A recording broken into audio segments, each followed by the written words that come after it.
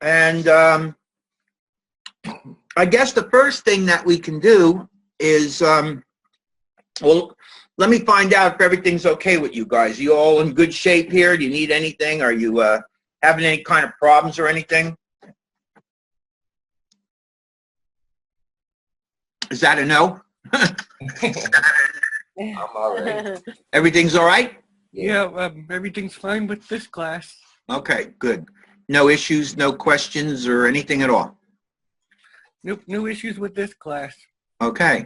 All right. Well, then I guess what I have here is I'm going to do a discussion, more or less an open discussion, where the whole group, we could just talk about the logos that have been submitted. I guess Brooke, Eric, and Melissa, I guess you're the only three that really submitted anything. Melissa, you did send one, didn't you? I'm pretty sure yours is one that's there. Am I right? Yes, I.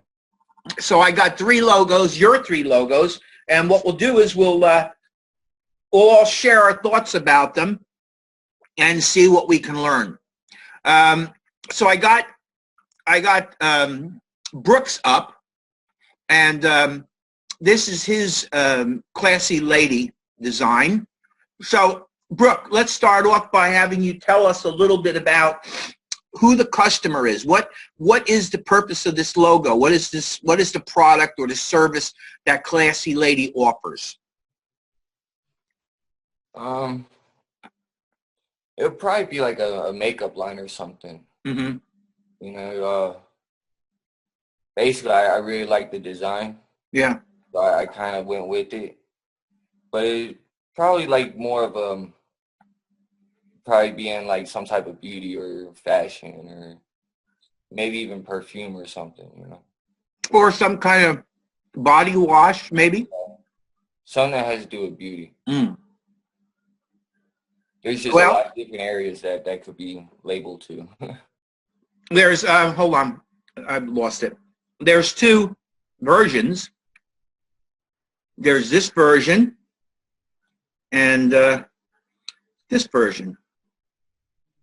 Okay, now the only real difference between the two versions is the fonts.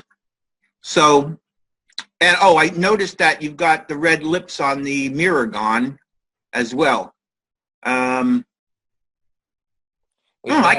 kind of like the little lips on the mirror. I thought that's kind of interesting. That's what I was just thinking, because as you have it up, I don't like the color that's inside that one mirror. It was supposed to be white, but it got pink. Yeah. Mm-hmm. Also, it looks like you thickened up the line on the one on the right. Yeah. Did you thicken it up? Yeah. I actually think it's nicer with the thinner line. What do you guys think? Eric and Melissa, what do you think? You got a comment? I agree. I think it's really cool. I think it's the smaller one on the left is better. You like the slimmer line. What about the type, the Classy Lady font? Which one do you like better? Personally, I like the one on the left. I think it works better with the type of illustration. Yep, same. I agree with the left. Yeah, it looks like a lady penmanship. I think my first one is better than my second one. Now that I'm seeing them both side by side. But that's okay. Part of this is experimentation. I mean, that's what this is really all about, trying to see, you know, what you can do to make it better, or if it's possible to make it better. There are times when you hit it and it's right from the start, you know. But it is a developmental process, really, and especially something like a logo, because a logo is something which is going to represent the company for a very long time. So it has to be something that's kind of timely and something that will have a nice long lifespan.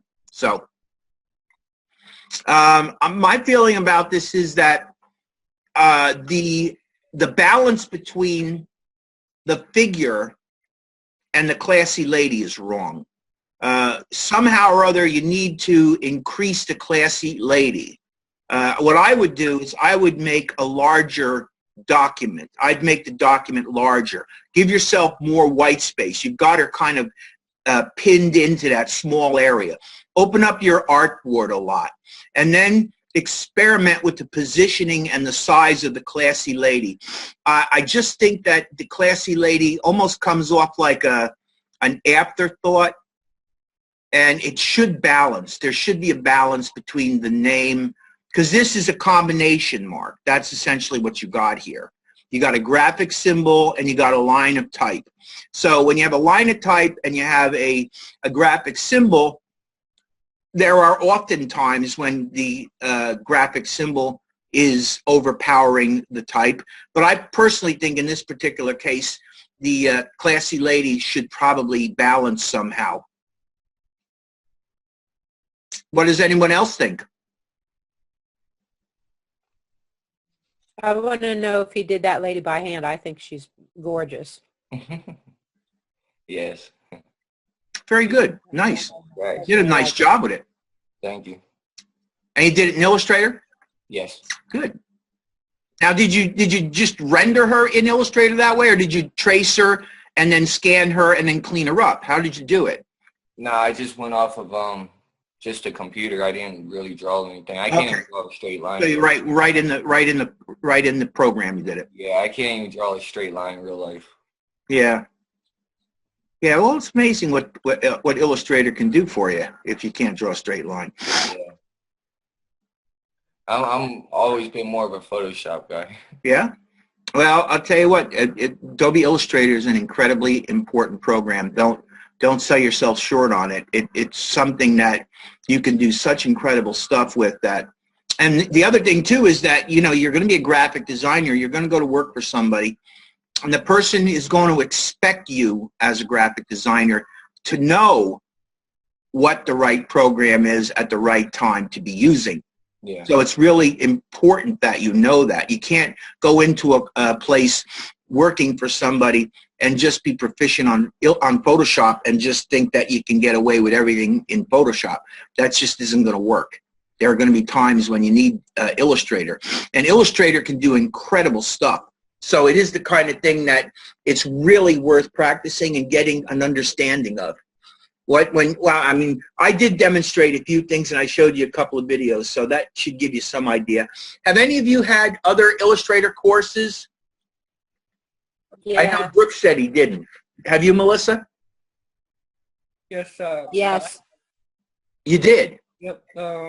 Several courses were either specifically on Illustrator, or I just happened to have to do my work on Illustrator, you know? Yeah. Like, Was the application covered by the instructor? yes. Okay. So I think, did they do a good job with it? Well, one of my favorite teachers, Christina Fossbrink, Yeah. she recommends using only Illustrator, except for occasionally InDesign too, but she really loves Illustrator, and she's made me love Illustrator too. Well, that's very good. However, my approach is a little bit more reasoned. I personally think that there are certain things that you do in Illustrator, there are certain things that you do in Photoshop, and there are certain things that you do in InDesign. And if you're going to actually be a graphic designer, you have to know what program to use and when to use it. And that's really what it comes down to. I mean, I do a lot of work in Illustrator because a lot of the work that I do ends up being JPEGs, which then gets modified, cut apart, and used in HTML emails. So I can get away with a lot of things in Illustrator, which I enjoy doing, because Illustrator can act almost like InDesign. But InDesign, I find it to be a little constricting. But if I'm doing a book, like I'm right now working on about a 40-page, I have a 40-page book that I'm working on for this company. They're creating a new line of kitchen cabinets. So we have to put together a very large dealer book, and just like 40 pages. So you just don't want to do something like that in Illustrator. It's ridiculous. Not only that, but you know, Illustrator doesn't really give you the ability to do. It only gives you individual pages, whereas whereas InDesign, you have facing pages. Yeah. Yeah. Well, I'm sure she knows that, but I just meant that She has a strong emotional feeling about Illustrator, and I don't blame her. It's a great program. yeah. Great program. No doubt about it. Coming to doing this stuff on Independence University. Uh-huh. I'd only ever used Photoshop. And Right. I've used that for years, and so I was nervous about learning the other programs, but I'm glad I have learned about them. Well, that's what you're here to do. Yeah. You really are. You're here to do that. So let me get back to this for 1 second. Here's what I recommend that you do, Brooks. The one that's on the left with the classy lady type, I think you're closer to where you want to go with that one than I think you are with the one on the right. So I would, and I hope that you didn't destroy the one on the left in the process of making the one on the right. No, I still have it right here. I'm looking at it. All right. So what I would do is I would ditch the one on the right. I would make the artboard quite a bit bigger because, again, you can Illustrator, you can resize it up and down however large or small you want because it's vector art. Okay. And one of the things that I would do is, and one of the reasons that I chose Classy Lady on the left font is because it's very similar. The font is very similar in appearance to the line that you're using to create the Classy Lady illustration, the symbol, right? Yeah. So I would try taking the word classy and lady and sort of wrapping the girl with it. Let me show you what I'm thinking. I'm thinking, see the word classy here? I'm thinking maybe bring the classy in here, large, and then bring the lady here, large. So it's classy lady with her sitting between it. Okay. I mean, try that to see what it looks like. You may find that will work really good. But classy lady should be fairly large. That's what I'm saying. You have to strike a balance between the graphic symbolism and the type part of your logo. Right now, this is quite imbalanced. You've got too much woman, not enough classy lady. So I would experiment with the relationship between the lady and the classy lady type. I mean, as far as your line art goes, your line art is more than professional enough at this point. So you don't have to worry about that. I think it's really just a matter of creating a visual balance between the fonts that you're using, the type that you're using, the words that you're using, and your figure. And I definitely think you need to put more artboard out. You need to open up that artboard. You know how to open the artboard up with the artboard tool in Illustrator, don't you? No. No? Nope. Remind me when we get into my work later, and I'll show you. Okay. All right. So, what do you think? Are you understanding where I'm coming from with this? So far, yes. Mm-hmm. What do you guys think, Eric and Melissa? My comments. What is your opinion of them? They're helpful. Do you? What do you I think? think everybody's gonna like it. What? I totally agree think that people it's don't like out of balance. Okay. Do you have any things that you'd like to contribute to it? Are you guys all good? Yep, I agree with everything you said. And remember, this is an experimentation.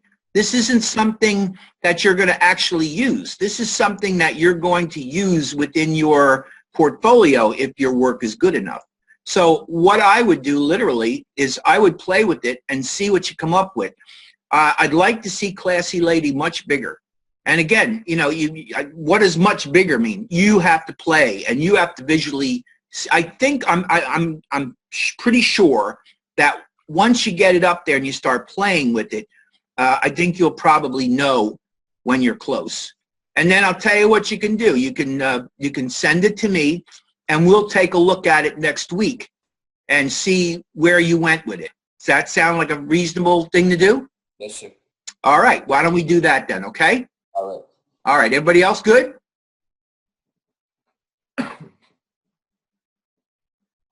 Get rid of that. Let me go here. Eric, why don't we start with you? So first of all, tell me about your two logos. This is the first one. We'll look at the second one in a minute. Tell me about this logo. Give me some ideas to how you did this, what you went through to create this. Okay. I'm sure you recognize the company. I sure do. Do you recognize what form of logo this is? Yep, it's an emblem. Thank you. You're right. Very good. You're learning. I did that on purpose. I wanted to make an emblem because I haven't before. Yeah. Well, a lot of times people don't think to make emblems. Yeah. This has been my first chance. Really. I was inspired by that gem tutorial you showed us Right. last week, and I just made some changes.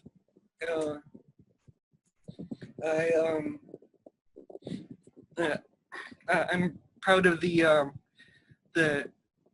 style that I did on the edge. So tell us a little bit about the edge. How did you achieve that? Can you describe it for the method you used to achieve it? Yes, I'll try. Go ahead. Well,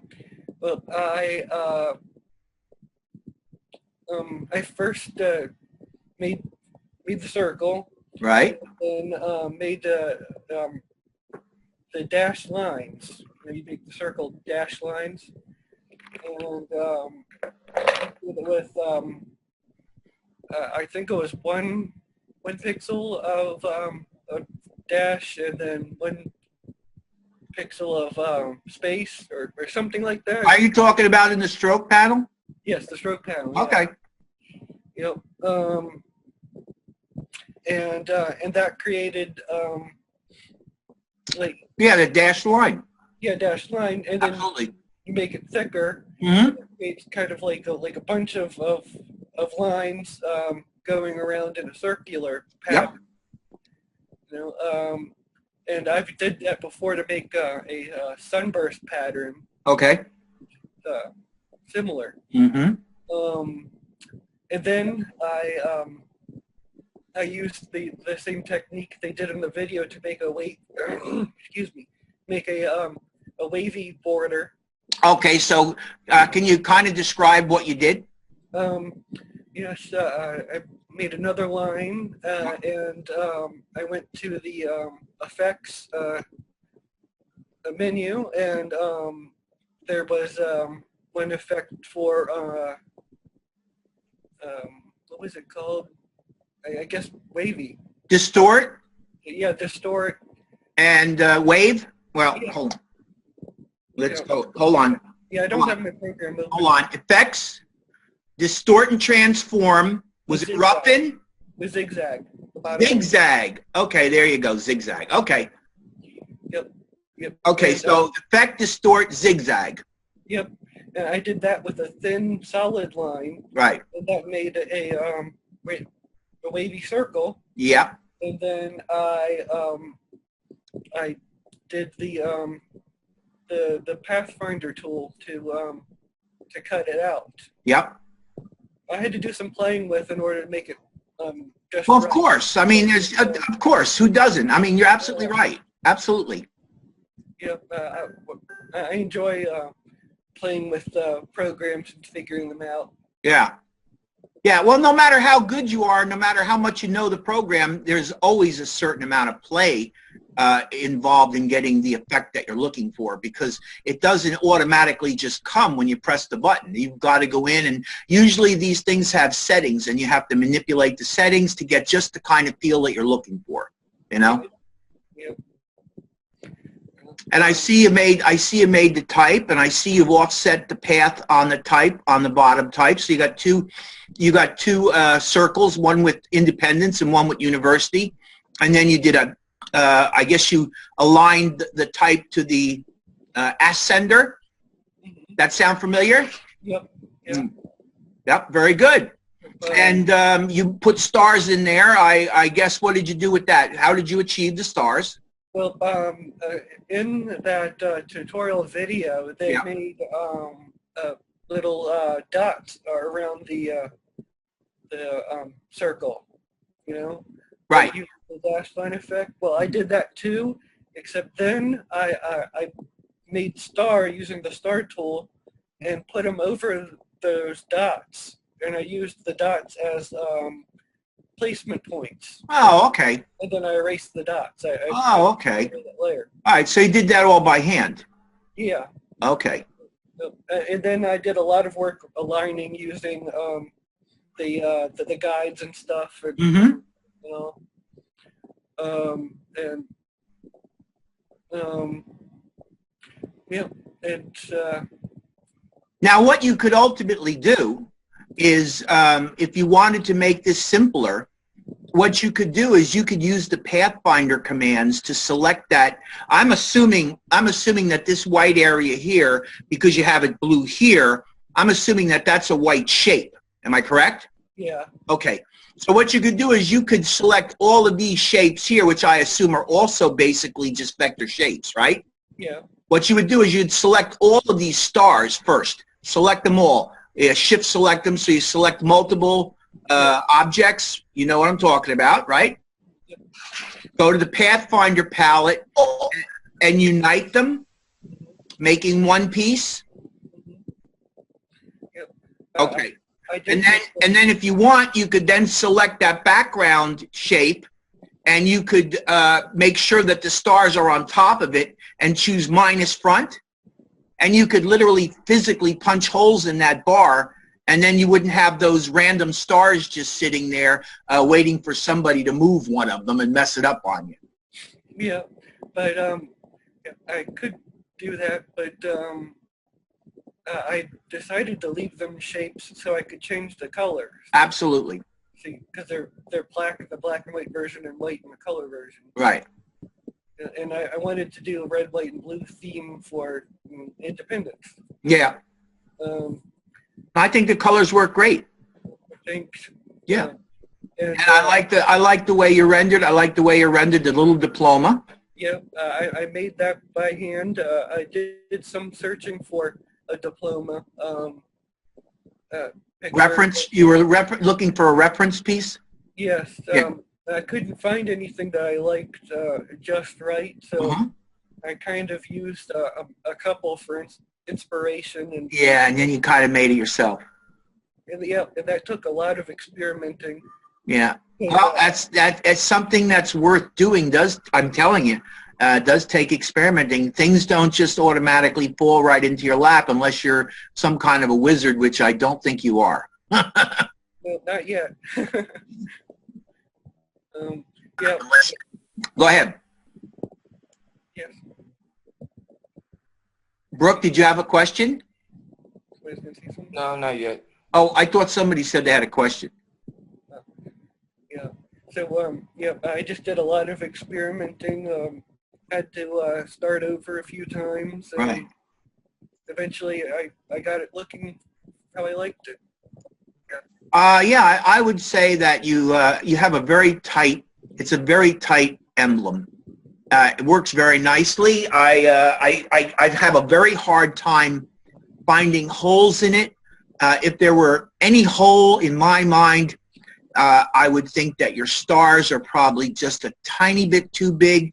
You might want to make them just a touch smaller. Like if you were to take take one of the stars, for example, select it and go into your, I'll show you. Go into your, right here, scale tool. Mm-hmm. What I like about the scale tool is if I'm experimenting with a size, see I got uniform scale? Mm-hmm. I can go in and I can set this to 95, and that's going to give me 5% smaller. Or if I think it's 90, I make it 90, and that's 10% smaller. So what I'm saying is try one of them and make it like 5 or 10% smaller and see visually how it works. Funny enough that it looks worse on the black and white than it does on the blue. The stars work better, for me at least, on the blue than it does on the white. Well, that's because I kind of cheated, I guess you could say. Uh-huh. You see the the black lines on the black and white. Yeah. I made them the same color blue as the background on the color. Oh, okay. And that gives you a little extra breathing space. But I think probably the thing to do would be to make the stars just a little bit smaller. I think it would work better. Yeah, I can see that. I can understand that. Yeah. And I'm not talking a lot. I'm just talking a tiny touch smaller. Another thing you might want to do is you might want to try, if you can do this, use your rotate tool to rotate all the stars so that the two legs are pointing in like that. See that guy right there? I think my opinion is all the stars should be in that direction right there. Each one of these stars should be rotated around so that it's pointing in as it goes around. Oh, I tried to make them so they were all facing up, all pointing the same direction around. Yeah. They're, I think it might work better if you had the stars point with the two legs, almost like a standing figure, pointing in towards the center. I think that would look good. I'm just giving you some opinions based on what, visually what I see. Yeah. So you can try it and see what you think. If you don't like it, you go back to what you got. mm-hmm. Yep. I like your color. I like the way you use the color. I like the way you divided color. 3 colors are not ridiculous. It's a decent number of colors. You could very easily reproduce this in 4-color process, just as easily as you could reproduce this in Pantone spot color. It would be a 3-color job. So really, I think you did a very nice emblem. I think it's very appropriate and good job. Thanks so much. Yeah. Now the other one, let's look at the other one because the other one's cool. Thank you. There's the other one. Now, I love this. I think this is pretty terrific. There is one huge problem, though. The circles are too small? Not just the circles, but I think the word system, the line work, although it's almost there, the line work, what I'm talking about is this guy right here, these here, and that. They're almost a little too dainty. I'm afraid that when you start bringing this down to a small size, I have a feeling that you may run into trouble because the line work is just so delicate. It's fine. I don't know how big this is, but if you were to make this really small, like say we're going to put it on, I'm not saying you would, but just think about this. What if you tried to put that on a postage stamp? What do you think might happen? It would be hard to see those details. Yeah. So really, when you create a logo like this, you've got to be very careful of the weights that you choose. And I understand entirely how you're working with that Navax, which is that's beautiful. That's a nice type, very appropriate for this. And the word systems is appropriate. I just think that it's a little bit on the dainty side. I'd like to see it a little bit heavier. And you might end up having to make it a little bit larger as well to support the heaviness of it. Yeah. And the lines at the top, they're pretty much okay. I mean, you might be able to work with them that way, but those circles definitely, they would be lost. There's no way that you'd be able to reproduce that. That would be a total nightmare. It would just literally fall apart. They're too fine. Yeah. I noticed that later. Yeah. And I was in a bit of a rush because unfortunately my logos were late. So. Well, yeah, but you did a very nice job. Both of these are very professional looking. They look terrific. I mean, they definitely are portfolio pieces once you iron out the bugs in them. And the bugs are just logical bugs. I'm not picking on you. They're logical bugs. I mean, you have to think in terms of production when you do this, all of you. You have to think in terms of production. How are you going to produce this thing? What's going to happen when you go to try to produce this thing? Yeah. You have to be prepared to deal with that kind of thing because that's what this is all about. You're not just designing this and you're going to stick it in your portfolio and it's done. Well, in this case you are, but if this was a real company, you're designing this logo, they're going to love this. I'm sure they're going to really love this, assuming it's correct for whatever the business is. Well, what's the business for this, by the way? a circuit board manufacturer. I kind of got that idea that it was something like a circuit board manufacturer. So yeah, okay, yeah.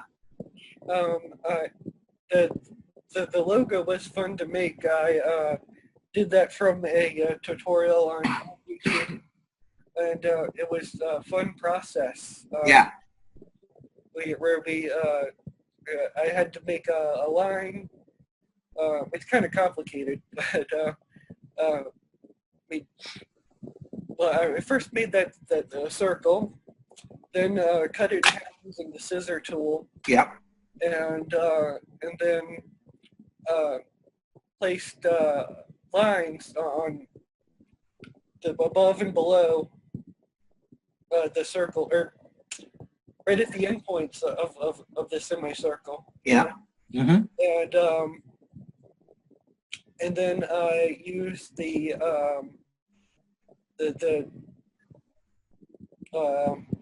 what's that tool that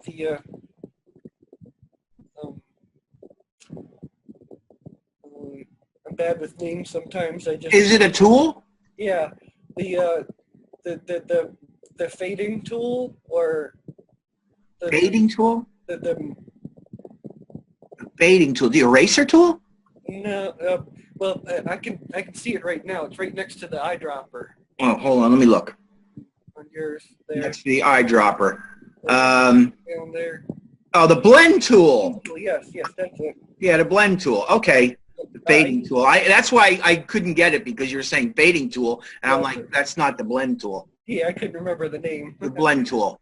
Okay. Yeah, but I used that to make make a bunch of lines in between.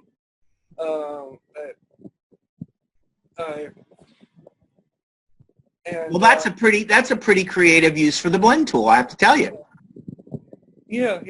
I just didn't use it as a blend tool. I used it more as a repeating tool. Right. Yeah. I made it. See, what it comes down to is you're going to find, all of you are going to find, that as you work with this program, you're going to find that you're going to be able to adapt tools that you might originally think have one purpose. You're going to find that you're going to be able to adapt them to do other creative things once you really get the feel for what these tools are capable of doing. Yeah, And again, then suddenly, then you're really going to be cooking. You don't have to be an artist that draws, portraits or anything.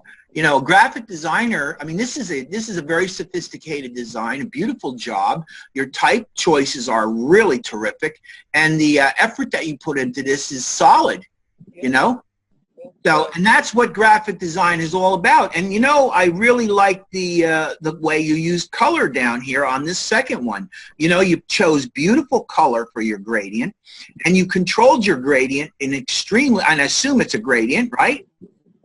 Yep. You controlled the gradient in a terrific way.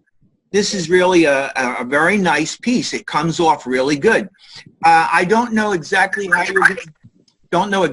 you're going to deal with those little balls on the end. Maybe what you could do is you could detach them from the line, sit them just slightly off the line, and make them solid. That might work. I would think that might work. Instead of having them little ovals like that, just move them away from the line a touch, just enough that it breaks the contact, and fill them in, make them fills. And I think that'll still look like circuit. Okay. I mean, that's one way to do it. I don't think you'd want to make them any bigger.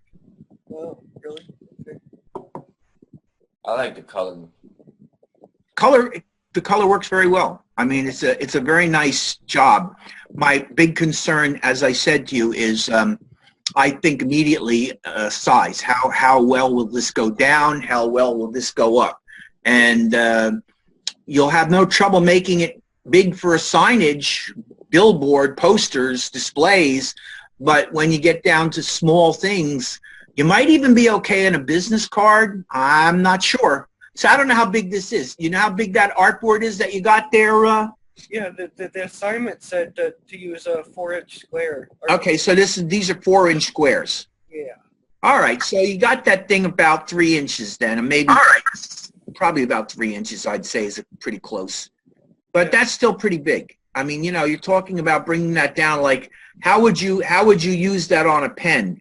More than likely, another thing to consider is, can you place this NavX systems, can you place it side by side with your symbol? Yep. Because there will be instances where that will occur.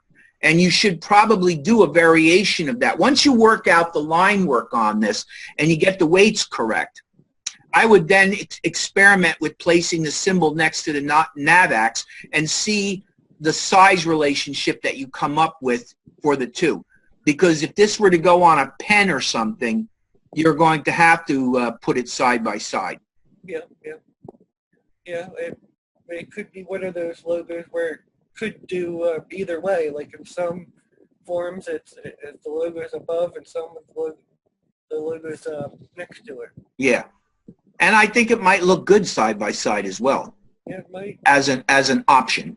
And again, as I say, I don't have an objection to the way you initially did this. I'm just saying that you have to be, as a designer, you have to be flexible in your thinking. You have to think about what you're going to suggest to your client as far as usage for this goes. You try to control that if you can, because you're the creator. Right. And it's really up to you to give them the legitimate limits of the variations that would be acceptable with this. NavX system, does it get used without the symbol ever? See what I mean? You have to think. Do I use the symbol alone? Do I use the text part of it alone? Or is that a no-no? Can I put the NavX symbol next to the graphic symbol? You know what I mean? Those are the things that you should think about. Yeah. Okay. All right? I like how you did the coloring in the gadgets or the lines. Yeah. I just wish it stood out just a little bit more. Yeah. But it's pretty cool. Real detail. Yeah. Well, I think everyone should check out that tutorial. I learned a lot from it. Got the. Oh, you know what? Send me the link and I'll put it in the announcements. Okay. Cool. Send me the link and I'll put it in the announcements. I'll try it. Yep. I used made the circuits. Mm-hmm.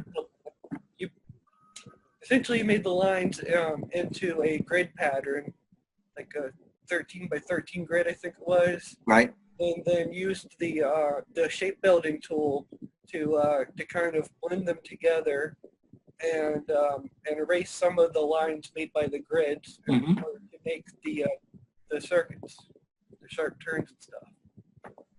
It's a pretty cool idea. Yeah, it was fun to do, and when I first looked at it, I thought, no, I can't do that. That looks too confusing. but then I watched it and I said, well, maybe I can do it, and it turned out to be fun and pretty I don't know, I wouldn't say easy, but it wasn't incredibly difficult either. You were surprised at how well you were able to pull it off. Yeah. Well, that's great. It's very professional. I also, where did you get the font, if you don't mind me asking? Was it like an online free font?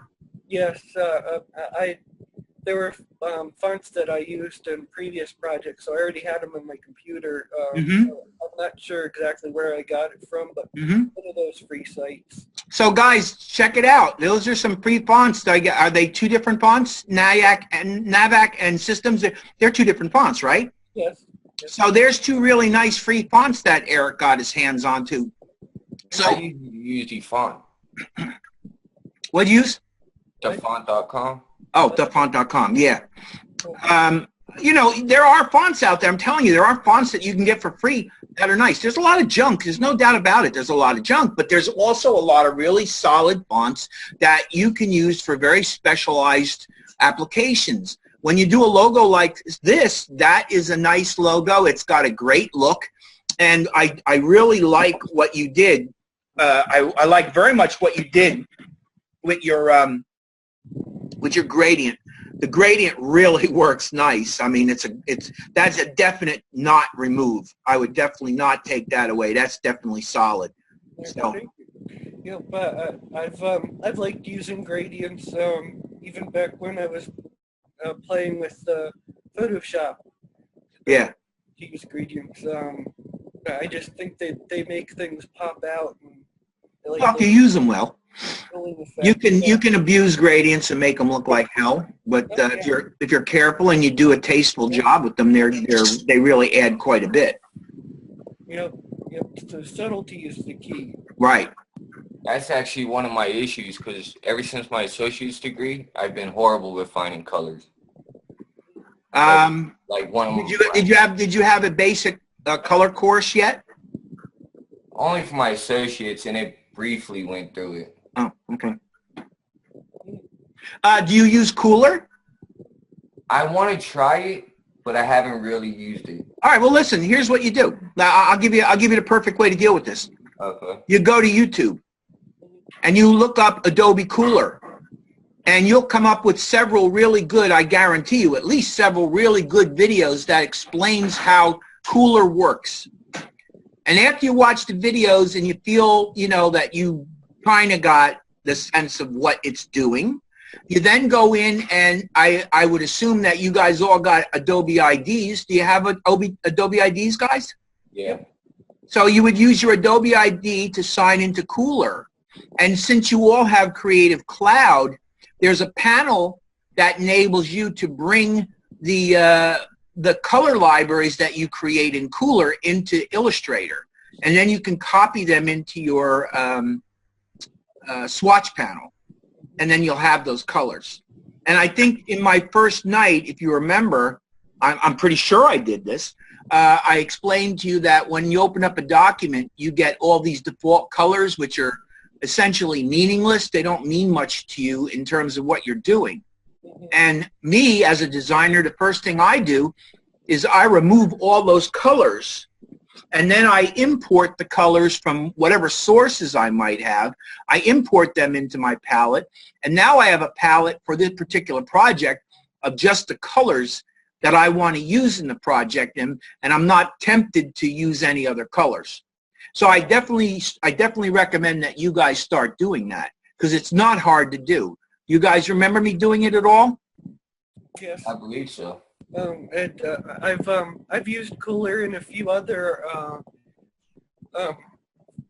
color theme sites. There's some where you can take a picture. Right. You can. Well, I think you can do that in Cooler. I think you can get a picture, and you can take color from the picture in Cooler as well. Yeah. I'm almost certain of it. I mean, I've never done it. I generally shortcut it. You can do the same thing in Illustrator and Photoshop. You can sample color. If I'm working with a bitmap or something, I'll bring the bitmap into Photoshop and I'll sample the color, and then I'll read the hexadecimal numbers, and I'll feed the hexadecimal number into Illustrator, generate the color, and pop it right into my swatch panel. And also, if I wanted to, I can bring a bitmap into Illustrator, and I can use the eyedropper tool to sample that, grab the color, and dump it in. So it's really not that difficult to generate colors. They're not the most exact colors, but they're more than good enough. They usually are more than good enough. Yeah. Yep. But some of these sites, they say that they'll select the right colors that'll go together from the picture. Mm-hmm. So to make a nice theme. Yeah. I used one of those for when we had to do a website design in a previous class. Yeah. To make a color theme for the whole website, and I liked how that turned out. Great. Well, listen, let me move on, because I got other things to do tonight. Let me come over and take a look at Melissa. Melissa, you there? Did we lose you, Melissa? I'm here. All right. Tell us about your Green Meadows Equestrian Center. I'm having some internet problems. I don't know if you can hear me. Yeah, I can. I'm trying to get in on my cell phone. I can hear you. Can you hear me? I guess maybe she can't hear us. We can hear you. I can hear you. It's just breaking up really bad. So I'm trying to log in on my cell phone and see if I can hear you better. Yeah. I just realized something. I looked at this logo, and originally I misinterpreted it. I saw green meadows, and I thought what you were trying to do here was simulate grass. And now I'm looking at it, and I suddenly realized it's not grass at all. They're horses. Yep, this same thing happened to me too. Did you think it was grass? Yes, sir. Yep. Yeah, so here's the problem. The problem is, there's Melissa's phone. I think probably the best thing to do, Melissa, would be for you to delete one of the horses, and it would probably be best to delete the ones that are on the right. I would just use one horse as opposed to two. And I'm not sure that having the horse. Well, you gotta mute that. It's not gonna work. Was that Melissa? You there, Melissa? Yes. Okay. Normally I'm not too crazy about that Green Meadows font that you're using here. It's a script font. Yeah, we got to stop this. This is not working. Hold on. We got to try to mute this thing. Mute. There we go. That's better. All right. So I think probably what you wanted to, actually, it's the other one, isn't it? Let me see. Is that better? Yeah, unmute that one. Let's see what happens with this. Okay, Melissa's phone. Are you here? Can you speak to us? On your phone? Yes. Can you hear me? I can, and we're not getting that disturbing, reverb type of deal. So, Okay. the problem I had initially was I looked at the fonts, and I really don't like that font, the Green Meadows. However, with that being said, it's not too bad with this. I'm not really having too much of a problem with it. I think the problem with this is that you have these two horses on either side. My initial reaction to it was to read Green Meadows and think that maybe you were trying to do a very clumsy rendition of grass. And now I looked at it and I saw Equestrian Center and I thought, wait a minute, that's not grass, stupid. That's a horse. And I see it. It's the horse. Right. So you know what? I can tell you how you can fix this. You need to include a horse's ear somehow. You're going to have to try to take one of those shapes and add to it to create a horse's ear so that it reads as a horse. And I don't believe it's a good idea to have the symbol on both sides like that. I think you need just this one side symbol. That's what I would recommend. Okay. What do you guys think? Let's hear from somebody else in the crew. Eric, did I get? Okay, no, you're good. Go ahead, Eric. Yeah, so I agree with you about the whole ear thing, and I like the hair and the eye being negative space, but you can just kind of put like a triangle for an ear kind of floating above it. That might look good. I'm not sure. I would actually not float it above it. I would actually take a look at a horse in a similar position, and online you can find a horse, and you're going to create a shape that has the same sort of simplicity as this, but that comes off of this in such a way that it helps to bring that horse's ear in. And I definitely think that when you do that, you're going to have a horse that's recognizable. It might be a lot easier than you think. The real key to doing it correctly, though, is to make sure you look at the horse in a picture to see what the ear looks like and use the same sparseness of detail that you used in the horse. Make it very simplified, very graphic, and place it just right. And I think it'll read a whole lot more like horse. Okay. And maybe play up the Equestrian Center. I think another problem is that you tend to see green meadows. You tend to see green meadows. And that's where, you're thinking, well, is that like grass? Is that like a knoll or something? So I think if you bring up the word Equestrian Center, make it bigger, make it larger. Okay. That might help. Definitely use only one symbol and see if you can bring up the word Equestrian Center some more. And maybe add a second color as opposed to black. Maybe go with a nice dark brown color so it's green and brown as opposed to green and black. See how that works. If you had a really nice walnut color for the horse and the words equestrian center and then that green, I think you'd probably find that this thing will look completely different. Okay. And get rid of the two horses. You'd only need one. All right. What has anybody else got to say before we move on? I just wouldn't have been able to tell that that was horses. That's all. What? I wouldn't have been able to tell that that was horses. Well, You know, I didn't initially.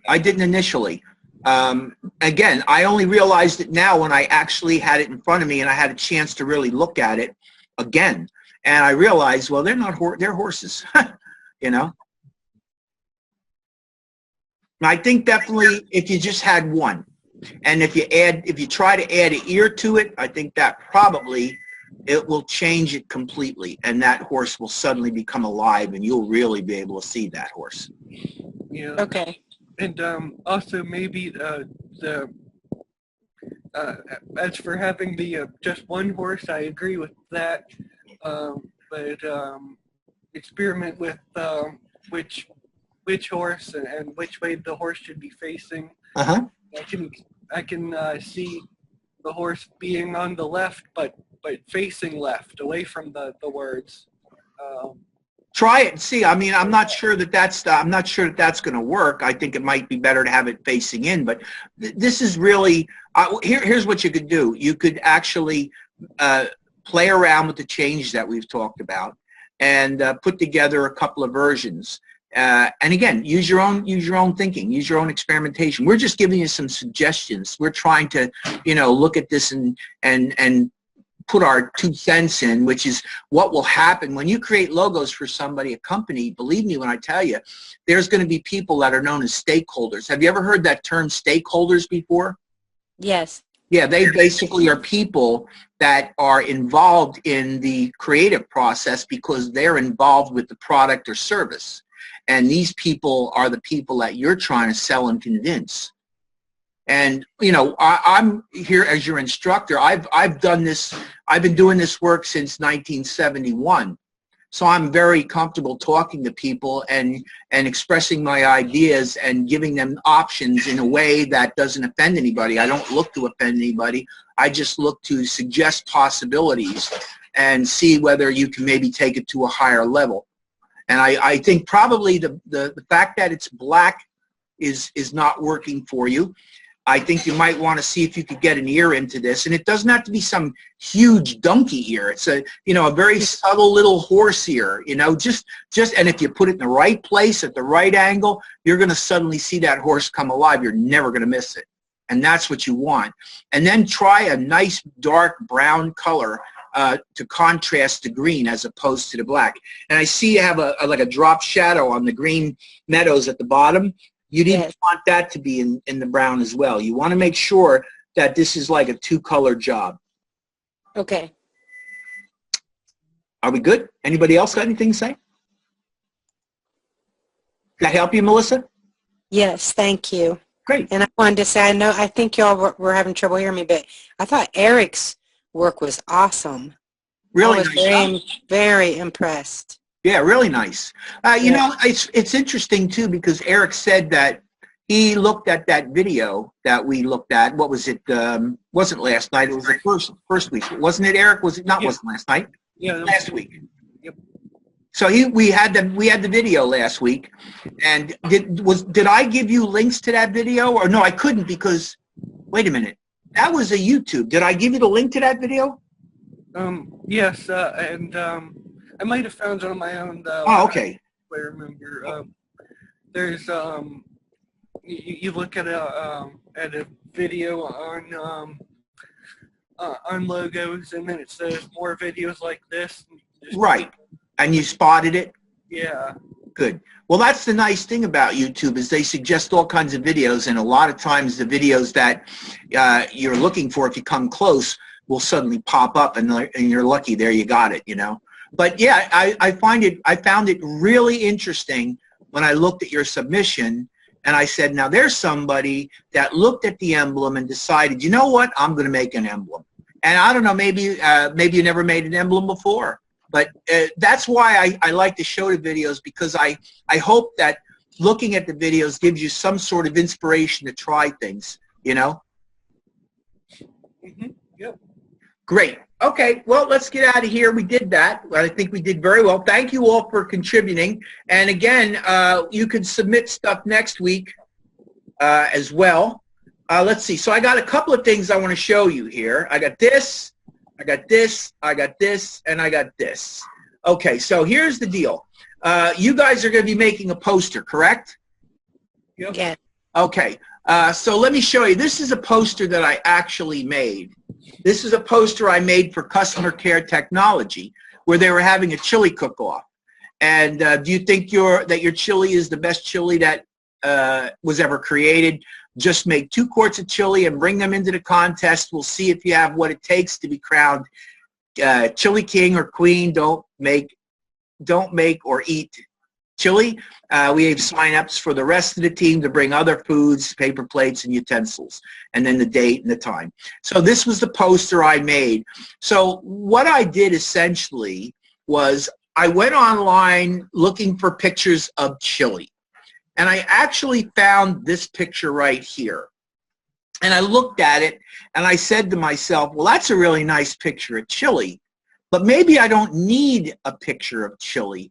Maybe what I need is the shapes instead of the picture of chili, so I could build my poster around the shapes. So, and of course, just so that you know, this is not the size that you have to do. I'm showing you an actual poster that I made. I mean, this was the actual poster. This was actually produced, and they actually used it, okay? So this was the picture I found online, and essentially, if you read the assignment, if you read the instructions, what you're supposed to do is you're supposed to use a picture if you want, but they want you to vectorize the picture. So, I mean, have you guys done that? Have you done any of that yet, vectorizing pictures? Yeah, a little bit. A couple times. Okay, so you kind of have an idea how to do it. So what you do basically with this is you select it. This is a bitmap, as I say. It's a JPEG. And you select the object, go up to the object menu, and you come down to image trace and hit make. It automatically does this, which isn't too bad, but then there's no color, and I want color. So what I generally would do is I'd open up the image trace panel. This is the image trace panel. Have you guys worked with the image trace panel yet? No. Any one of you? Yeah, a little bit. Okay, so it's really important from now on. You can, first of all, you can get some of this stuff up here. Like for instance, see, you got default, you got high fidelity photo, low fidelity photo, 3 colors, 6 colors, 16 color shades of gray, so on and so forth. All kinds of settings there. But you can also get these settings right here. Mode, black and white, grayscale, and black and white, or color grayscale and black and white. Right now, this thing is in black and white. This is what it looks like if we hit grayscale, and it'll reprocess, and there you have it in grayscale. Interesting, but it's not exactly what I was looking for. And then you can come up here and you can choose color. And of course, now what it's going to do is it's going to translate that into color. And now we're starting to get closer to what I'm looking for. Now, the other thing that you could do here is you could also play around with these presets up here. So here we have a high fidelity photo. Let's click on high fidelity photo and let's see what it does. I think it sort of gives me what I already got. Actually, I think that's a little bit cleaner, isn't it? I think the detail's a little crisper on this than it was on mine. Yes, especially in the shadows and inside the bowl. Yeah, but that's all going to go away. All right, so then the other thing is they got low fidelity photo. Let's see what that looks like. Let's see what the difference looks like. Back to more like what I had, okay? But I like the graphicness out here. I like this kind of graphic quality. And then we've got some other ones. You got 3 colors. Let's see what 3 colors will do. See, this is something that you need to experiment a little bit with. This could be a good look, but I think I like more colors. Let's go in and let's try 6 colors. And that would be 6 colors. This is kind of nice. I like it. This is graphic, easy to get rid of. We're getting there. Let's go up and let's see what else they got. They got 16 colors. Let's try 16 colors. 16 colors. That looks pretty good. That could work very well. Let's see what else there is. All right, so we got shades of gray, black and white, sketched art, silhouettes, line art, and technical drawing. I have to say that none of these really are going to work for us in this particular case. This is more of a color thing, so we're going to be working with the stuff up here. But if you're working with different types of art, line art, for instance, like let's say, for instance, you did a drawing and you scanned the drawing in, you could run through some of these to see which one would be the best choice for you when you go to create your art. So in our case here, let's see what default does. I'm just curious. That's black and white. Okay. So I'm saying here, let's try high fidelity photo one more time. Let's look at that.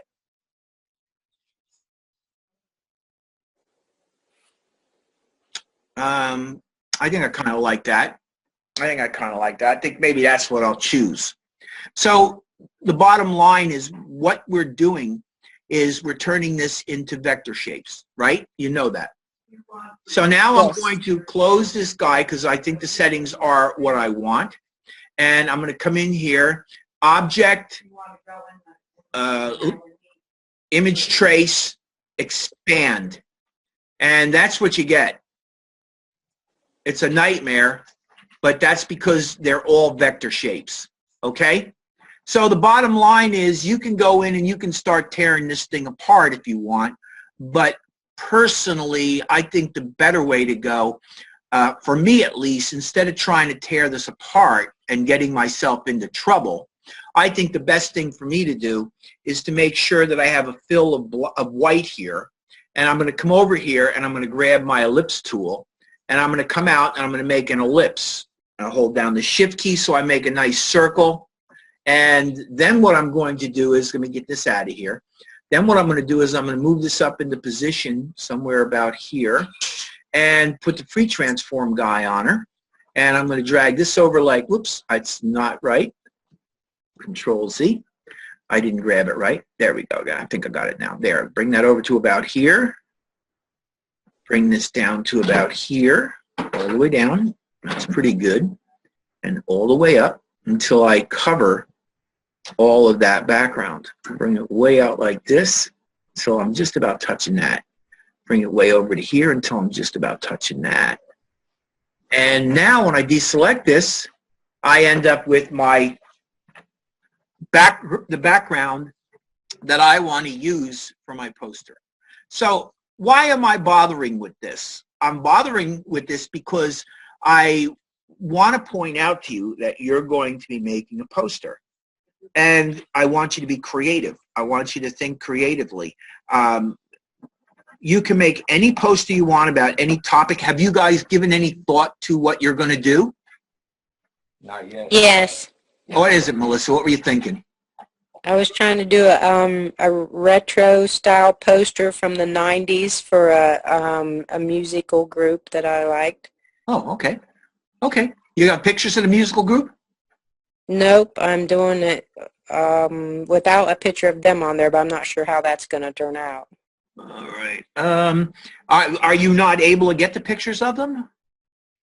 No, I was trying, I'm kind of about halfway done. I just thought it would look better without the guy's picture on there. But Now, would we know who this band was? yeah, it's, well, I don't know. If you listen to country music, you would. Okay, so it's country music. Yeah. Okay.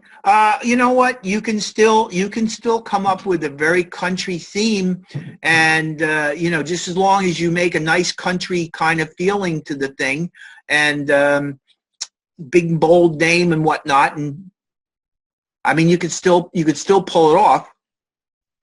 Okay. So, give it a shot. So Eric and Brooke, you really haven't thought about it yet? You haven't got much of anything going in your mind? Honestly, I've been trying to catch up. Oh, okay. All right. Yeah, me too. I've been catching up with this class, my other one. Uh-huh. All right. During this whole class, I've been working on that logo, changing it, and so I'm almost done with it. I'm trying to get done with this so I can show the class before we end class. Oh, you mean tonight? Yeah. Oh, okay. Um, Well, that's fine. That'd be great. I wouldn't mind doing that if you can get it done. Send it in to me as an email, and I'll go grab it. No problem. all right, cool. Um, But I'm now, still paying attention though. all right. I think didn't you, Brooke, want me to show you how to change the size of the artboard? Yeah, that's one thing I haven't done yet. I just been dealing with everything else, trying. Okay. Look, all that. there's your artboard. Okay. Okay. Changing the size of the artboard is as easy as clicking that tool right there, the artboard tool. Click.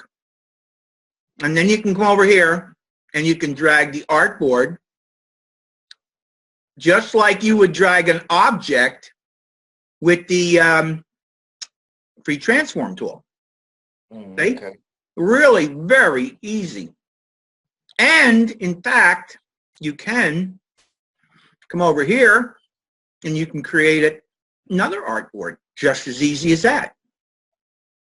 Oh, okay. So, right? Did you guys know that tool? Nope. Eric, Yep, I did. It's That- very cool. why am I not surprised? Is that only thing that CC has, or because I don't remember that in CS6? That new thing that CC? No, I'm pretty sure CS6 has that. Oh, It doesn't have this tool right here, which is the touch type tool. Doesn't have that, but it does have this, I'm pretty sure. Okay? Now, of course, there's another way that you can also size your artboard, and that is you go and you get, I believe this is it here. Yeah, your artboard panel. Come down in artboard options, and you see what you could do is you could come in here and you could either change the size of it this way, right? Or you could put numbers in. I'm not going to bother doing it. You could change the orientation, right? You can see that happening, right? Orientation, go that way. Hit cancel, because I'm not really looking to do that. So there's a couple of ways that you could change the size of the artboard. But to be really honest with you, the quickest way to do it is to just simply go right over to this tool right here. And as soon as you click on another tool, it disengages that tool and you're back to your regular old artboard. Oh, right? Okay.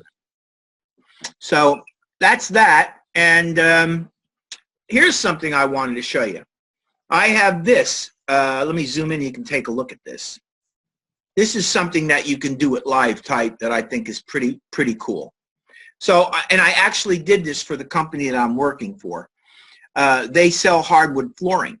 So what I did was they have different types of flooring. You know, they have laminated flooring. They have solid hardwood. They have, oh God, now I can't, you know, when you want to think of names, you can't think of names. Bamboo. They got several, you know, and then they got different types of vinyl that they sell as well. So I did a number of different flyers for them. And what I did essentially was I created the word solid hardwood, and you can see that this is still live text. Well, no, I'm sorry. I turned this into outlines, but it could be solid text. So I go to the view menu, fit artboard and window. And what I did essentially was I took pictures. These are actually bitmaps of their product. And I took the pictures and I placed the pictures behind each one of these series of letters like this. See what I'm doing? Yeah.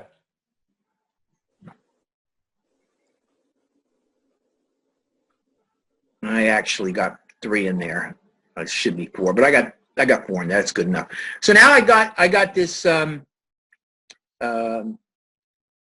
this type, and I have these different pieces of material. So I'm going to use this. I'm going to make a clipping mask. So I'm going to select all this. Okay. I'll go to the object menu. I come down to clipping mask, make, and whoop, it didn't work. Oh, you know what? I didn't undo. Why didn't that work? let's go to the layers panel and see.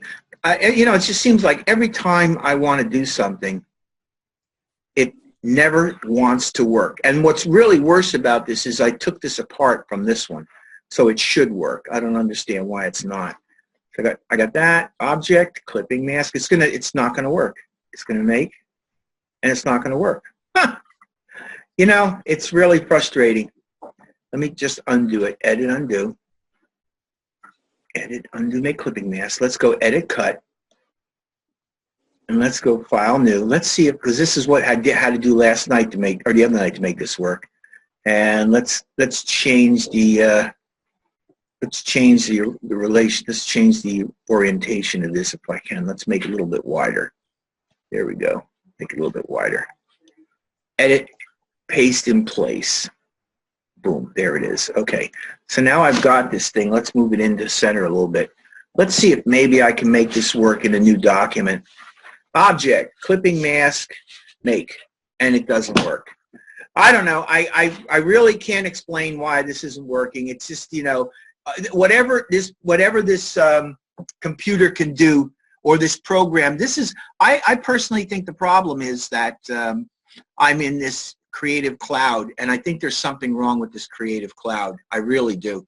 Anyway, I'm going to just hit this, save it, no. Come back to here, object, let's select it again. Let's get it undone. Oh, you know what? I cut it. Let's go edit, undo, cut. There we go. All right. Anyway, what should happen once you get these things in place, and they are in place? This is in front. Clipping masks are always in front. When you select all of this and go object, clipping mask, make, this is what should happen. You end up with this. So you basically, the lettering is black, and it lets the image show through, and anything outside the lettering is simply hidden. So that's what should be happening, and unfortunately, I'm not sure why it didn't want to do it, but that's another thing that you could do with this. I would recommend that you try this and see if it'll work for you. I again, did this for a real project. So. Can I ask a question? Of course you can. That's what you're here for. Thank you.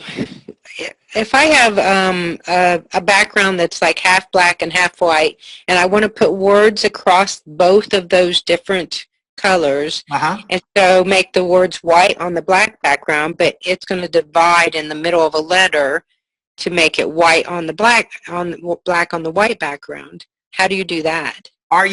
Is that what you want to do? You want to divide the letter? Yes. Oh, okay. So here's what you do. I'll show you. Let's just move this down. Let's go down with this. Here's how you do that. Not hard.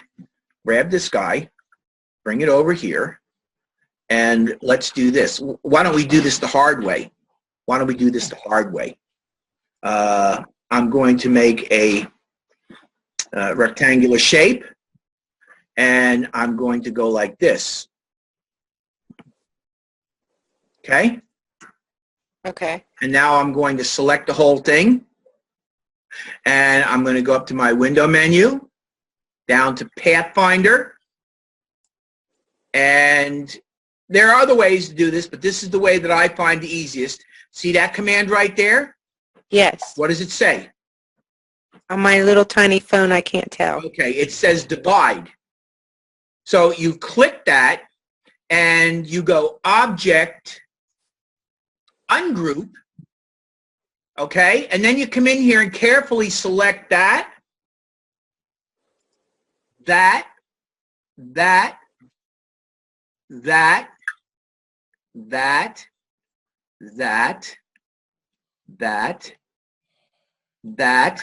can you see what I'm doing? Yes, I do. All right, this is not hard. Click on that and that. Now you have a choice. You can either do this, hit delete, and they're all gone, or if you want, you can go Control Z, bring them back, and you can put a color in there because they're objects. You can color them red if you want, and hit OK. Oh, and it's probably in grayscale. So let me go to color. Go to Window, Color. Let's go to Color here, and let's see. Yeah, let's make it RGB, and there it's red. So you see, you can do it that way as well. Okay. Thank you very much. Or if you want, like I said, you can delete all these things. This is another thing that you could do that's pretty cool. You could delete all these things. I'm sorry that this takes as long as it does. I should have thought to group them. And now that I got them together, I'm going to go object group, okay? And then I'm going to go object hide selection. Because sometimes, oh, I missed one, Control Z. Let me grab that one too. Object group. Now, object hide selection.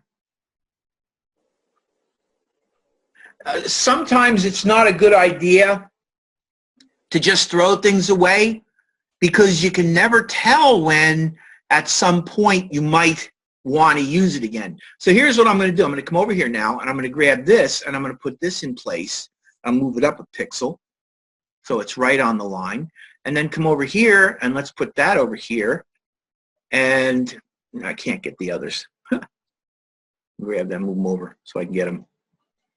And that. Yeah, let's go back.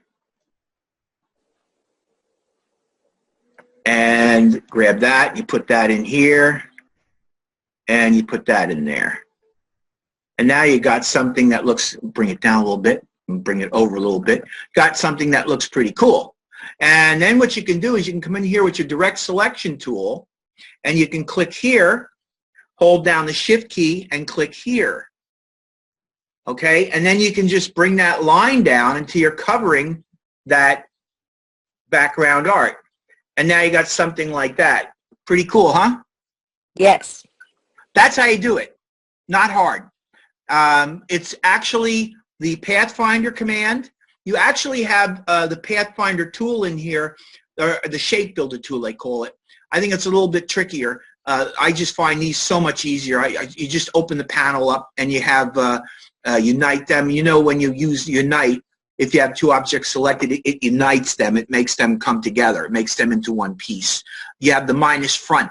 When you have the object, whatever's in front of it is going to be knocked away. Okay, so if we had done this another way, I would end up knocking that bottom part of it out as opposed to I'd knock the whole thing out as opposed to just that bottom, and you have the solid white on top. Then you got this here, which is intersect. But this one here is very valuable. The divide is very valuable because what it does is it sort of segments everything. It chops everything into bits, which means that you can, if you're careful, go in and remove some of the bits to get that kind of a look. Think you can remember that? I'll rewatch the class if I can't. Okay. Just remember, you're taking two objects and you're going to sit the objects in front of one another to whatever degree you want them to overlap. You're just going to go up to the window menu and you're going to come down to Pathfinder. And that's the Pathfinder palette. And you've got Pathfinders down here, and the Pathfinder that you're going to use is this guy right there, which is divide. This one here is trim. It does something different. You can play with all these if you want. Merge. The ones that I generally use the most often are these three right here. It just seems that those three have the most universal usage, at least for me, you know. Any other questions? No. All right. One other thing I wanted to show you is I got this, and I wanted to show you something. Here's the final piece. We have this Trump for President logo, and what I did essentially was I changed the U into this American kind of symbol. Okay. Any ideas as to how I did that? Eric, what do you think? You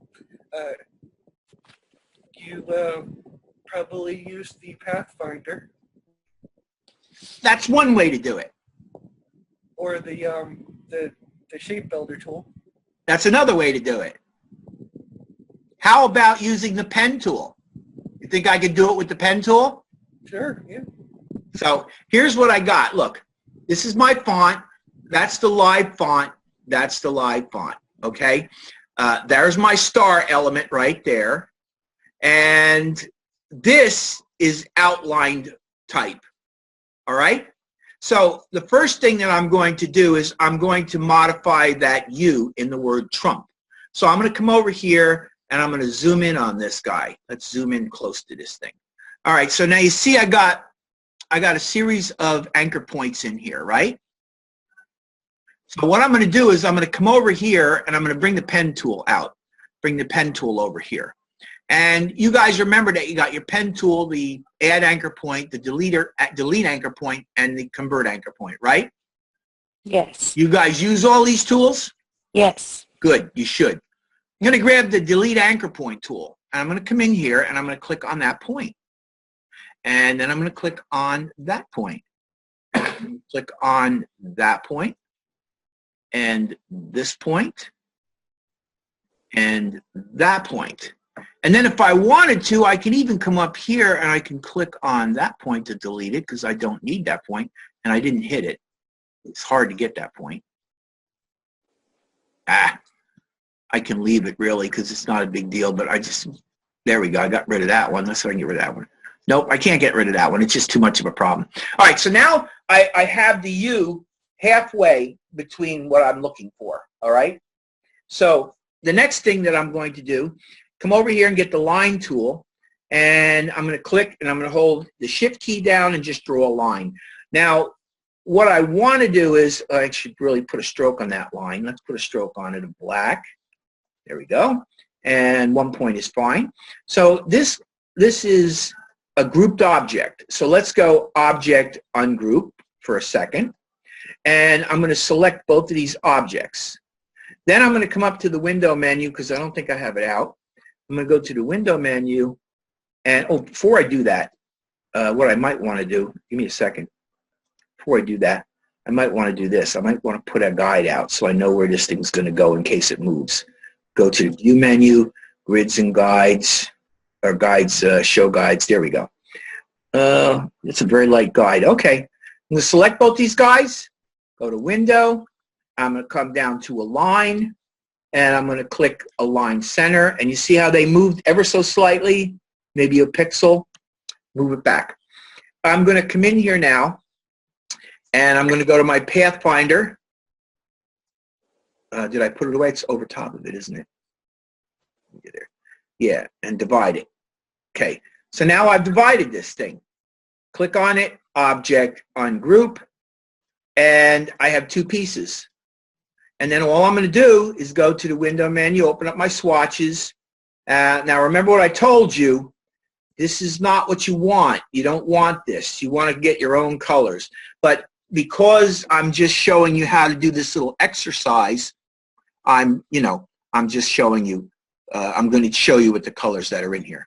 So I'm going to select this side, and I think that's the red side, so let's click red. Then click on this guy, and that's the blue side. Let's click blue. So now we got red and blue. We're going to go to the view menu, fit artboard and window. I created this star. You guys know how to work with the star tool? No. You don't know how to work? Well, what you do with the star tool is this. You come in here, you grab the tool, and here's the star tool. And you click to make the star. Now you notice that that star is, you'll notice that the star, you see how the star has swollen shoulders? Uh-huh. That's not an American star. This is an American star. You guys are on a PC or a Mac? Mac. A Mac? Okay, so the Mac is the Option key? Alt Option? Is that right? Yeah. Yes. Okay, so if you're on a PC, it's the Alt key, and the Alt key, what it does essentially is it gives you those the American flag star. That's how you do that. Let go of the key, and it goes back to those shoulders, okay? And then if you go the up and down arrow, I just used the down arrow. Do you see what I did? I made it into a triangle. Now, if I wanted to make this thing into a crest, I just keep hitting the star, and I make a crest out of it. I guess they call that a crest, starburst, whatever. Come back down, and I'm looking for 5. There we go. 1, 2, 3, 4, 5. There's 5. And then, of course, I come back here with the Alt key, and I made an American flag, or American star. Easy? Yes. Guys, think you could do that? Sure. Then I come over here, I grab this guy, I bring this guy over top of this. I think it might be a little bit big, so let's zoom in on it, and let's take this thing and let's scale it down a little bit, get it sized right. Bring it in just until it touches, move it over like that, there we go. And now let's bring that thing in. Bring it down like that, there we go. And bring it down until it comes to the top like that. Let's go view, zoom out, let's see what we got. Zoom out. That's pretty good. Okay, now, what's my next step? Somebody tell me. Pathfinder? Huh? Pathfinder? Exactly. So let's go to the Pathfinder. That's right. Go to the Pathfinder. Which one do you think I want? The first one. Well, if I use the first one, what's going to happen is it's going to make a compound shape. They're all going to turn into one piece. No, the first one on the bottom. Oh, the first one on the bottom, the divide. You're right. So click on divide, and I think it worked. Yes, it did. And now I'm going to use my direct selection tool, click on it, and delete it, and click on it, and delete it.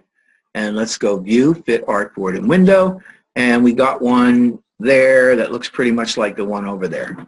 Okay? Again, these are just simple, really simple little techniques that that you can use to create logos and stuff. So it's now 8:28. I'm kind of out of things to do. Brooke, did you get your image ready to submit? It's not all the way done. I'm missing the face, but you'll get the idea. Okay, why don't you send it through and we'll take a look at it. All right. All right, let me know when you got it in the email and I'll go get it. So, guys, unfortunately, I'm a little earlier than I should be. Is there anything you want to ask me? Is there anything you want to know? I can't think of anything at the moment. Eric, how about you? Oh, you know what? I don't think I showed you guys the videos I had. Did I? No. I didn't show you guys any videos. I got 2 videos. Why don't we, while we're waiting for Brooke to send this through, why don't we look at the videos? Is that okay? Yes. I got 2 videos. So the first one is, what is logo design? Ready? Yes. If you asked a non-designer what a graphic design is, more than likely the response would include a reference to logo design, and rightly so. Visual communications is one term used to classify what our industry does, and logo design is all about communicating through an image that will represent a company, a product, a service, or even an individual. But this idea of relating a visual image to a person, place, or thing has been around since the dawn of time. One could easily argue that the ancient culture of Egypt branded their rulers in godlike manifestations such as the Sphinx. Native cultures all around the globe have applied tattoo designs to their bodies in order to communicate positions of power within their sphere of tribal influence. Early Christians used a fish symbol to associate and fellowship with like-minded people during times of persecution. The Roman Empire used an official stamp designed to denote their rule and ownership.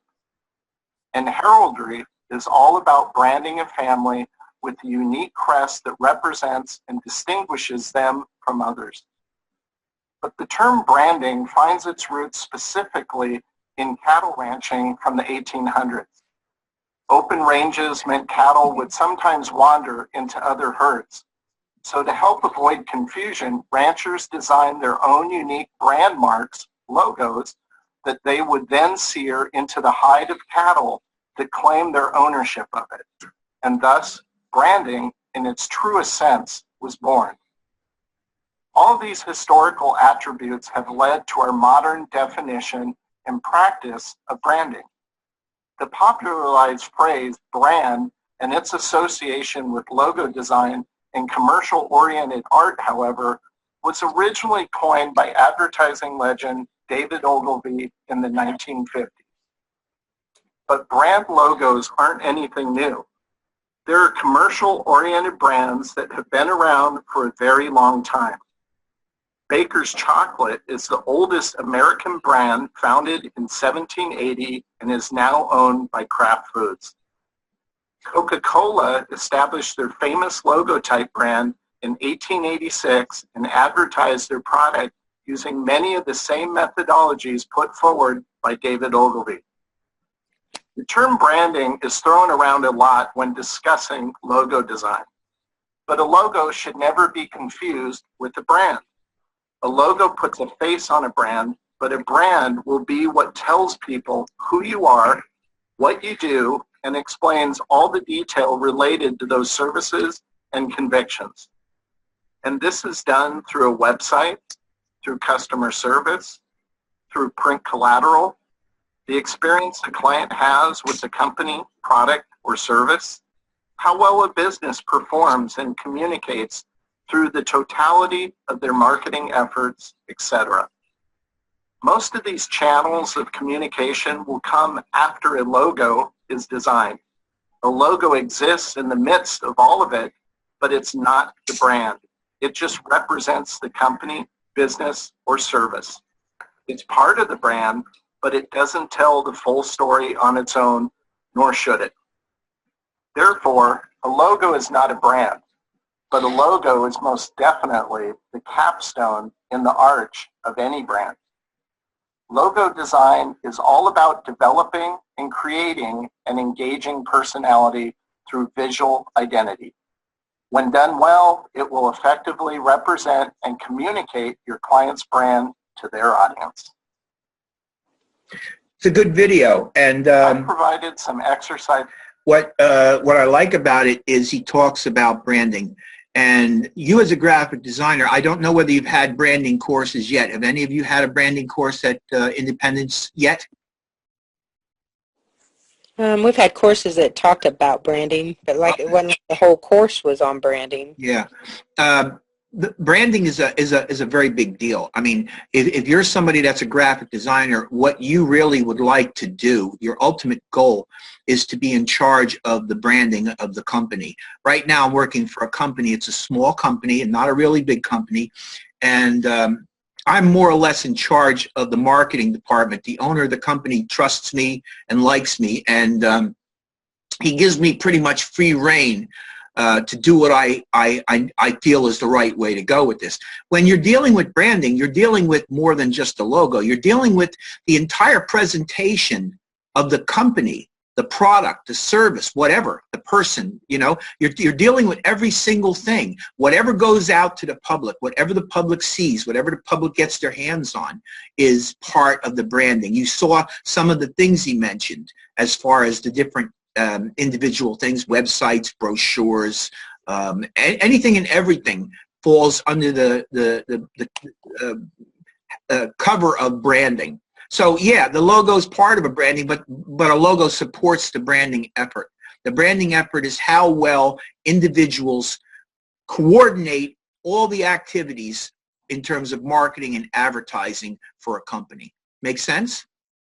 Yes. So really, when you start being graphic designers, one of the things that I truly hope you all do is become sensitive of the idea of branding. And when you are fortunate enough to get to a company that gives you the opportunity to design for them, what you should do is you should find out if they have branding and standards manuals, which are basically books that are put together by the company that they would give to people. Like, for instance, let's say that Brooke and Eric and Melissa and Bill, me, we were all working for a company. I was a freelancer, and Melissa, you're a freelancer. Scott, you work in the company, and Brooke, you're somebody that produces things. Every one of us should get a branding manual so that whenever we do work, we know how we handle certain things in the marketing or advertising that we do. In the end, if those books work and if we are conscious and pay attention and use them, the work that we produce, even though Brooke's doing some and Eric's doing some, Melissa, you're doing some, and I'm doing some, if you lay them all on a table, there are going to be striking similarities to all the pieces, because we will have all the same branding information, and we will be able to employ the techniques that are in the branding manuals to our work, which will guarantee a certain level of uniformity to all the work. That's what a branding manual is all about. I don't know whether any of you have ever seen one or worked with one. Have any of you ever come across the branding manual from anywhere? No, just one that our teacher showed us in class. Right. Well, eventually you will. Eventually you will. There will be companies that eventually you'll work for. Now, smaller companies might not have it and might be much more informal about it, but the moment you start getting into larger companies, they're very strict with their branding and standards, and you will definitely get some sort of material that will be given to you. And it's really a very good idea if you're serious about working for the company that gives you the branding manual. It's very important for you to spend time looking at the manual. And I don't mean just looking at it ho-hum. I mean looking at it and really absorbing what it tells you to do. And you should probably keep it around you at all times so that you can go to a quick reference whenever you're working on something to make sure that you are up to the standards that are in that manual. Like I say, it's not saying you can't be creative, but there are certain things that you have to follow, certain rules you have to follow, certain things they're going to ask you to avoid doing. While you're being creative, it shows a great deal of respect and concern for your client if you follow their branding manual. Okay? Okay. Any questions? Let's try the next logo, or the next video. A logo is the visual representation of a company or organization. It creates recognition and helps people remember their experiences and associations with that company. Ideally, over time, it inspires affection and loyalty. Every logo has three main roles. Identification. A logo identifies a company in the marketplace. In an instant, visually symbolic way, a logo represents the company to the world. The logo may be the first thing a potential customer sees, and it needs to make a positive first impression. Distinction. An effective logo should be unique. It distinguishes the company from the competition, providing a way for customers to recognize and choose that company from other similar businesses. Communication. A logo says something about a company. This may be direct or it may be subtle, but every logo communicates a message. And a good logo communicates a positive message. It may be sophisticated, informal, solid, reliable, caring, professional, creative, etc. On the other hand, an ill-conceived logo can send the wrong message. Unprofessional, gimmicky, or dated. A logo is not a brand. A logo is one part of a company's brand identity. The brand as a whole represents more.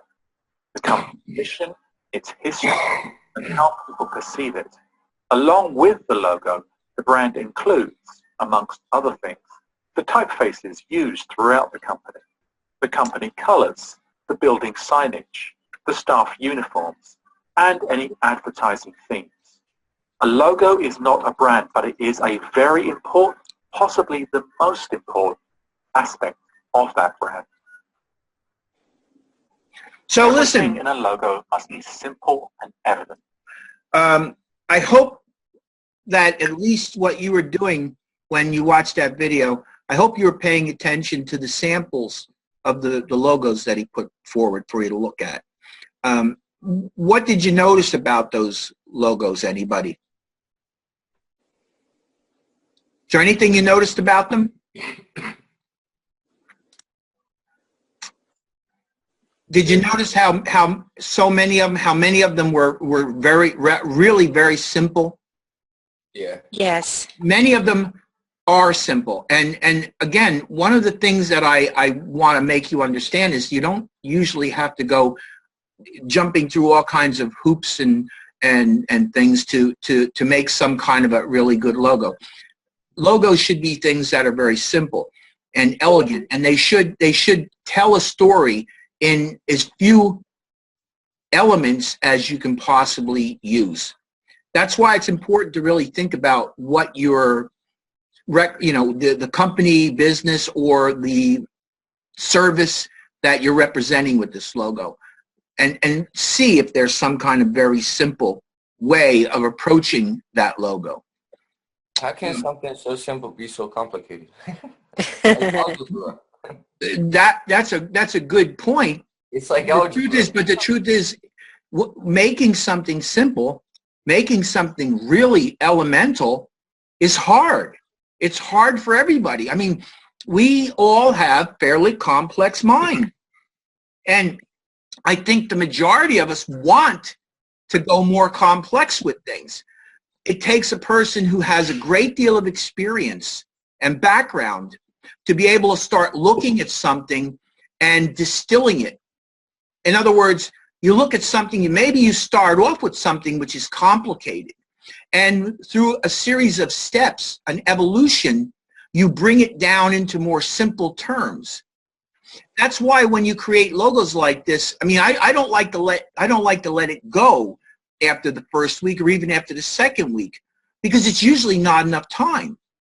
I mean, you should be really thinking about the work that you did and what you can do to improve it. And a lot of times, I think you're going to find that by making it more complex, you don't really end up making it better. You generally end up making it more complex. And really, when you have a logo, your ultimate drive, your ultimate goal should be to come down to the simplest, purest form of what you're trying to say or what you're trying to show. And that's not easy. It just isn't. I mean, right? You just said, why does something so simple have to be so hard?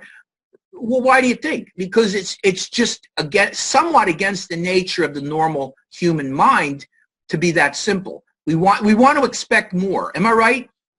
Yes. Yes. So really, it comes to training. It comes to discipline. It comes to looking at something and, okay, it's great at first when you're working on a logo or any kind of graphic. It's great to let your imagination flow, and it's great to put ideas down on paper and sketch them out. And if it takes a lot of doodling to get something done, so be it. Do it. But then what you have to do is you have to take a look at your doodlings, and you have to say to yourself, where do I see the advantage? Where do I see the opportunity in all this? What one or what ones give me something that I can maybe take to the next level? And what you're trying to do is you're trying to distill it. You're trying to simplify it.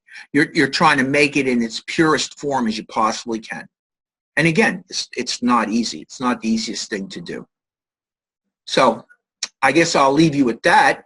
Brooks, did you get your picture up yet? I have to do this. I have to put it in my Mac, so I have to leave this class real quick, but I'll be right back on. All right, you guys got a few more minutes to wait. We're still got 15 minutes. You guys okay? Yes. Let him do that. Did you guys want to ask me anything? Is there anything you want to talk about? In that one, the example you were showing us where you were looking at the bowl of chili and then you put a white circle over it. Yep. Is there a way in Illustrator like Photoshop to just cut that center out of that? Well, the reason that that's kind of difficult to do is because you're dealing with literally maybe as many as 100 shapes. And it becomes really a mess if you try to do that. There's a huge difference between vector art and bitmaps. Bitmaps are just a bunch of pixels. And you can literally make a shape and cut a donut hole out of a bunch of pictures or a bunch of pixels. And you can cut a donut hole out of a shape. Let me go back to Illustrator for a second and I'll show you what I'm talking about. Let me get File New. Well, because I took a picture of an animal and cut it out using a clipping mask in Well, you can- Photoshop, you can and then I make- brought it over into Illustrator. You can make a clipping mask. You can make a clipping mask using the pen tool in Illustrator, and you can very efficiently clip a bitmap out and create a silhouette of it. Okay. But what you have to understand is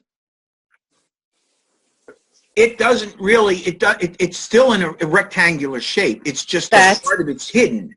That's the problem I had when I tried to change it in Trace, Live Trace, it live traced the background, the white background I had cut out. Right, because the background's still there. And here's the other problem, just so that you understand this. When you go into Photoshop and you use Photoshop's tools to do a silhouette, you'll get a transparent background. But that transparent background is sort of like taking that picture, silhouetted, and gluing it to a piece of glass. In other words, you still have that rectangle in the background. Do you understand what I'm saying? So there's no way to cut the animal out of that picture and then bring it into Illustrator and turn it into a vector. Nope, not really. The only possible way that you could do it is to cut it out in Photoshop, bring it in, and turn it into a vector using auto trace. And then because it's against the white background, you understand what I'm saying? In other words, in Photoshop, you're going to cut the background off the shape so that you end up with essentially a white background or a black background, right? Yes. Okay. Save it as a bitmap, bring it into Illustrator. Then you bring it in and you select it and trace it.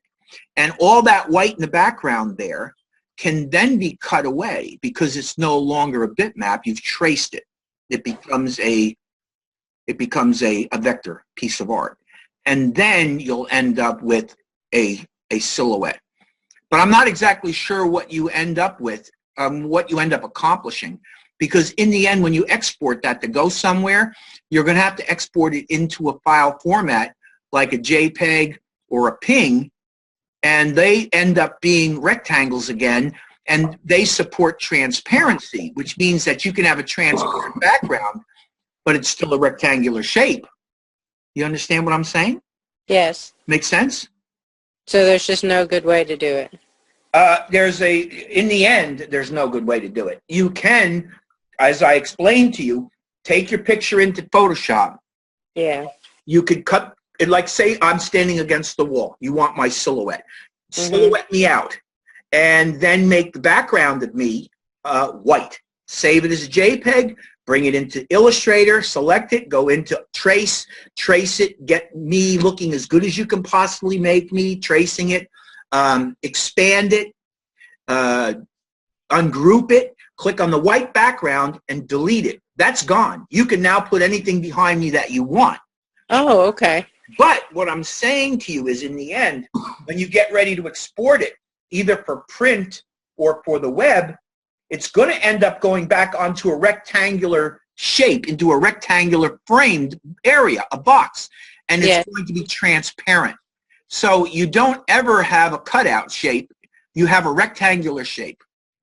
Even if you make a circle, the circle fits within a rectangle, and anything that's not in the circle is transparent.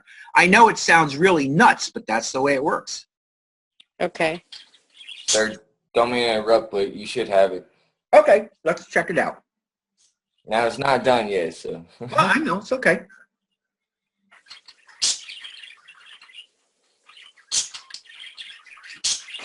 Well, who's got a bird? Oh, I'm sorry, I do. What kind of bird? Parakeets. Oh, I got parakeets too. I love parakeets. They don't love me very much, though. They don't do much. Where is it? Should be right there. Let's see it. Wait a minute. Oh, man, I don't see it. All right, I don't see it. How do I upload it to you? What? Because I grabbed the picture and I put it in the email. Because I couldn't find an attach option. I heard something just pop. Let's see. But that's it right there. No. All right. You know what? It's not here. So I'll tell you what. Why don't you finish it and we will take a look at it next week. Is that okay? Okay. All right. So, excuse. Is there any final things that you want to discuss before we call it a night? No, thank you. No questions, nothing? No. All right, then you know what? I'm going to adjourn our meeting, and I'm going to come up here, stop